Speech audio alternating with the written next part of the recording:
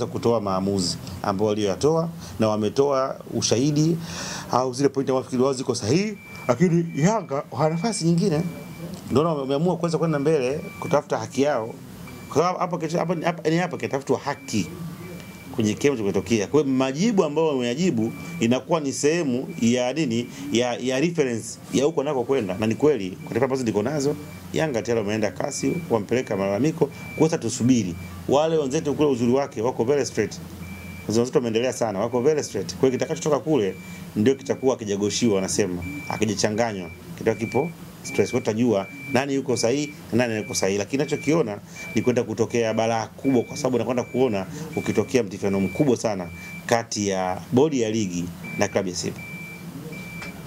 Na tunashuhudia bodi ya ligi, TFF na Yanga ndio kama kuna kitu kubwa sana, lakini tukitazama Simba kama wametulia tu, wenyewe wanasubiri litoke jibu, wenyewe wafanye chochote. Ama hii imekaaje kwa Simba, wanavizia chochote kianguke wafanyie kazi ama inakuwa? Nafikiri nature ya jambo lenyewe ukiliangalia ni jambo ambalo Simba walipumzishwa, sio muondolewa, walipumzishwa. Kwa nini? Kwa sababu Simba ndo alikuwa kwanza kuclaim, kuweza kutoa malalamiko yake, akihisi kwamba kuna vitu vilikuwa sawa, na akaenda mbali zaidi akaamua yeye mwenyewe kwamba siwezi, yeye aliripoti na akatoa maamuzi. Maana kuna kutoa taarifa afu na kutoa maamuzi kwamba nimeona kuna 1 2 3 4 5. Kwa hiyo badala ya kuachia mamlaka ifanye maamuzi, yeye akasema mimi sichezi mchezo. Sawa? Yeye amezungumza. Bodi ya ligi ikaona, ikafanya kikao kwa kutumia hiyo kamati ya saa 72, ikaridhia kwa kuahirisha mchezo. Kwa hiyo unapoahirisha mchezo kabla ya muda, obviously unakwenda kumuondoa Simba. Sawa? Kwamba alichokifanya kiwa sahihi, kwa aendelee na shughuli nyingine. Sio maana yake mechi hakuna, yani umetoa official statement that there is no match. Yanga wanakwenda kiwanjani. Sawa? Hawamkuti Simba. Sawa? Yanga hawamkuti Simba si kwa sababu Simba amegoma kuja. Hawamkuti Simba kwa sababu mchezo umehairishwa. Na mchezo ambaye alioahirisha sio Simba. Ni nani? Ni bodi ya ligi. Yanga wanakwenda kufanya mambo yote ya kitaratibu wakiwa wako wenyewe. Hamna manager TFF. Na baadaye unakuja unadai alama 3. Sasa unaelewa? Alama 3 hizi wake unamdai aliyeahirisha mchezo. Sio, unaelewa? Kama ingekuwa bodi ya ligi hawajaahirisha mchezo, sawa? Na Yanga amekwenda kiwanjani na Simba hajaingia uwanjani, maana yake Yanga wangedai pointi za Simba moja kwa moja, sababu Simba hajakwenda uwanjani. Lakini Simba hajakwenda uwanjani kwa sababu ameambiwa asiende uwanjani. Je, leo inatokea Yanga anashinda rufaa yao na kuonekana anastahili kupewa alama 3. Bodi ya ligi utawaambia nini Simba? Unaelewa? Mako utaambia wewe uliandika barua kwamba hautashiriki. Akaambia ungeniambia nishiriki ningeshiriki. Sio, unaelewa nakwambia? Kwa hiyo ni kitu kizito ambacho ukikiangalia katika jicho la kawaida unaweza kuona tu ni simple tu, watu wanachukulia katika mazingira ya utani, katika mazingira ya kubeza, lakini kiukweli it's not a good scenario. Yaani sio scenario ambayo ukaiangalia tu kwa juu. Ina mambo mengi mazito ambayo yakija kuibuka baada ya majibu tofauti kule kasi, sisi tutakwenda kukaa wapi? Sasa Dominic, tumeshuhudia hizi timu kubwa, ni maanisha Afrika hapa, tuna Messi, Zamalek, Nation wamegomea mechi. Zamalek akapata pointi 3. Lakini wao kilichokuwa kimefaidika kwao ni uwepo wa marefari. Lakini hapa kwetu marefari hawakuwepo kutokana na mechi kuahirishwa. Nachotaka kufahamu na mtazamaji anachotaka kumfahamisha ni kitu kimoja. Kusipokuwepo na marefari, maana mechi kuahirishwa, it means kwamba pointi 3 timu haiwezi kupata, kwa sababu anayesijawa ni refari anayepiga filimbi ya mwisho. Kwa maana hiyo Yanga anapeleka taarifa yake kasi kwamba mimi nilishiriki katika mchezo, lakini bodi ya ligi akipeleka malalamiko yake kusema kwamba ulishiriki kwenye mchezo lakini tuliahirisha mchezo na marefari hawakuwepo. Huoni kama utakuwa na utata kutoka kwa hizo pointi 3? Hapo je, kuna scenario mbili ambazo watu wengi inabidi wazielewe na yaani watofautishe. Hizi ni scenario mbili ambazo zinataka kufanana lakini hazifanani. Unaelewa? Ali amegomea mchezo.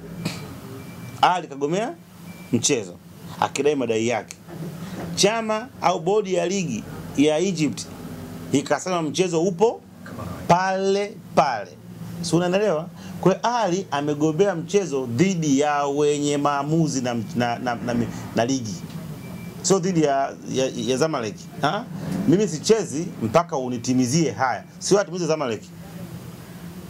Mechi ipo. Kwa hiyo wenye mechi wanaonyesha kwamba mechi ipo kwa kufuata all procedure za mchezo. Sio, unaelewa? Wakafanya kila kitu na wakampa ushindi yule ambaye alikuwa anastahili kuweza kushinda. Unaona scenario hiyo? Scenario hapa iko tofauti. Scenario ya hapa, Simba amegomea kucheza mchezo. Bodi ya ligi ikabariki. Mechi hakuna. Unaelewa?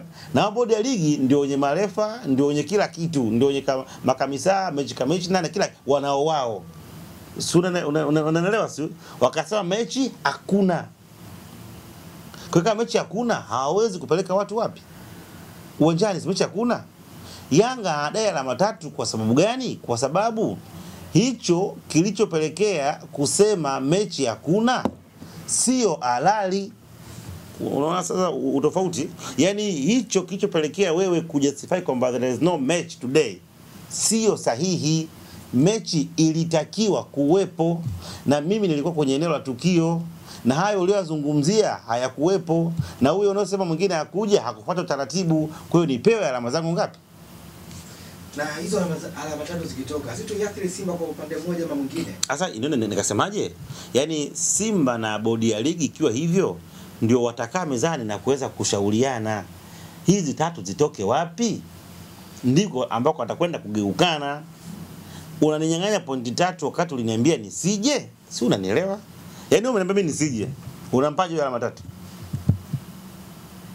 Mimi ndio nimealamika kuna madhaifu haya, wewe ukaniambia sawa, na wewe ukaenda ukafanya uchunguzi wako kama ulivyozungumza, ukaona kweli kuna hayo malalamiko na kuna haja kukalisha mchezo, na wewe anatoka majibu kwamba huyu ameshinda, unampa alama 3. Unampa alama kutoka kwa timu gani? Kutoka Singida, kutoka Njombe, kutoka wapi?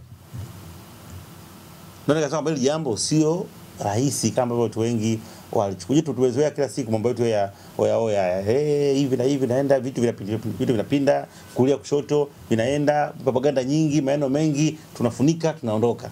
Ila ukifika wakati utamwataka kufuata taratibu, kila kitu kitakaa wazi. Naza Dominic, tufute picha sasa. Tunasema Yanga ashapata pointi 3 kutoka kasi. Sasa tunaongeza uhasama na bodi ya ligi. Yanga na bodi ya ligi watatengeneza uhasama fulani. Uhasama wa nini? Uhasama ni mpira hauongozi kwa hisia. Mpira hauongozi kwa maridhiano. Mpira unaongozwa kwa sheria na kanuni na miongozo iliyopo. Sio, unaelewa? Hasa sisi jua nini hapo ndo tunajua kupata shida, kwa sababu ndio mpaka leo hii hata watu wengi kulizungumzia leo na wanaona haya, kwa sababu ni watu ambao tujikite kuona haiwezekani. Hivi kwani Simba au Yanga ananyang'anya alama 3? Yani haiwezekani. Sio, unaelewa? Yani kama tunaishi kwenye dunia tofauti, inakuwaje? Never happen. Haiwezekani, never. Sasa haiwezekani kwa maana ya utaratibu, haiwezekani kwa maana tu ya hisia na mapenzi. Sio, unaelewa sijui. Kwa kama tukiamua kuendesha mpira kwa kufuata sheria, kanuni na taratibu zilizopo, kuna chuki ya nini sasa? Anayekosea adhibiwe, wakikosea nao wataadhibiwa. Kwani mara ngapi Yanga ameadhibiwa kwa makosa mengine tofauti? Yanga ameshaka kupigwa faini, sawa, sio moja, si ndio? Walikao lalamika kwamba tunaonewa. Faini sio kanuni, na zilikuwa zipigwa jila hisia. The same to Simba, ni kanuni kwamba umefanya kosa 1, 2, 3, 4, 5, adhabu yake ni hii, kuna chuma iko hapo. Ndio bila kwa hivyo. Kwa hiyo tukisimama kwenye misingi, hakuwezi kuwa na bifu, ila kama bado tutaendelea kutaka kuonesha mpira kwa vitu vingine, hayo yanaweza kutokea. Kwa kumalizia brother Dominic, labda ni ushauri gani unatoa hasa kwa baadhi ya watu wanaopenda mpira kwa hivi sasa, ili baadaye wanapoendelea kusubiri hukumu hii ndio kufanywa kazi? Mimi nafikiri kubwa ni kustiki kwenye miongozo iliyopo, kanuni na sheria zilizopo. Yaani tunapokuwa tunajenga hoja, tusijenge tu kwa kutumia ushabiki. Kama mimi ni Simba, mimi ni Yanga, mimi ni Mtibwa, mimi ni Liverpool, timu nyingine, hapana. Kwa sababu tuko tunazungumza, tuangalie sheria inasemaje kwa lengo la kuusaidia mpira wetu. Na yoyote ambaye hayuko sawa, basi adhabu iende kwenye upande wake kama ambavyo sheria imeweza kuelekeza. Hiyo ndio njia sahihi ya kuweza kuokoa mpira. Lakini tukianza kujadili kwa kutafuta upande na kutafuta ushabiki, hatuwezi kujenga mpira, kwa sababu wote tunawahitaji. Simba tunawahitaji, Yanga tunahitaji, lakini tunahitaji in good will. Tunahitaji kwenye njia salama, katika njia zilizokuwa sahihi, kwenye utaratibu. Hatuhitaji kwa sababu tu ni wakubwa, no. Hapana. utaratibu ziweze kufuatwa. Kwa hiyo yoyote ambaye ana utakema mpira wetu lazima tujikite kwa mambo vitu vinakwenda kiutaratibu na kupata kanuni na sheria miongozo ili kesho kutwa mpira wetu uweze kukua na kuwa miongoni mwa nchi ambazo zafanikiwa katika tasnia ya mpira wa miguu. Sasa Dominic, ya mwisho kabisa. Unahisi adhabu inaweza kwenda kutoka inaweza ikamsababisha mmoja wao akashushwa daraja? Kama inastahili, it's fine. Yaani zimewekwa. Kama inastahili ifanyike tu. Yaani kama ni Yanga anastahili kupata kushuka daraja, hata ashushwe. Kama ni Simba ashushwe, kwa sababu issue ni kwamba sio hisia. Yaani hizo kanuni wakati zinatungwa hawakusema kwamba yoyote zimpate except Simba au Yanga. Kanuni za bodi ya ligi. Si unaelewa? NBC Premier League inaendelea. Ina timu 16. Hakuna except kwamba hiki kimpate Dodoma Jiji. Hiki hapa kimpate labda Pamba Jiji. Hiki hapa huyu Simba na Yanga kuna exemption hamna. Kwa hiyo kama vipengele viko sahihi, yoyote anayekutwa na makosa na sheria imeexplain, sheria ichukue mkondo wake. Kama ni Yanga aadhibiwe, kama ni Simba aadhibiwe, kwa sababu sheria ndivyo inavyosema. Mimi nikushukuru sana kwa muda wako Dominic Salama, Mwenyezi Mungu akubariki sana. Asante sana.